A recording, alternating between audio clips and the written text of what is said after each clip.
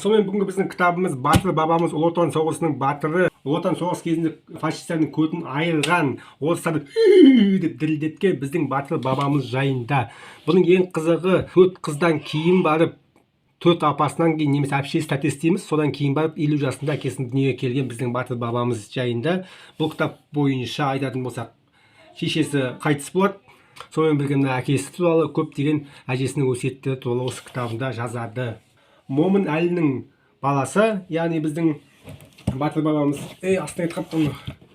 Яғни бұл Момышұлы Бауыржан атамыз туралы. Яғни негізгі бұл Момын Әлі әкесінің аты, ажаны шақырып қойған, бірақ еркелетіп Момыш деп кеткеннен кейін документ бойынша да Момыш деп жазылып кеткен. Яғни бұл Ұшқан ер кітабы өзінің бір жақсы көретін кітаптарының бірі. Балалық шағы жайында атамыздың. Бұл аударма негізінде. Бауыржан атамыз мұны орысша жазған 56 жылы, 1956 жылы, қателеспесем. Бұл аударма 75 жылдары қазақшаға аударылған. Жалпы келетін болсақ. Кітап оқимыз. Әдемі бұл кітап. Оқымасаңдар, маған да оқу, оқымасаңдар. Давайте кеттік. Тәуелсіздік мерекесі құтты болсын. Рахмет.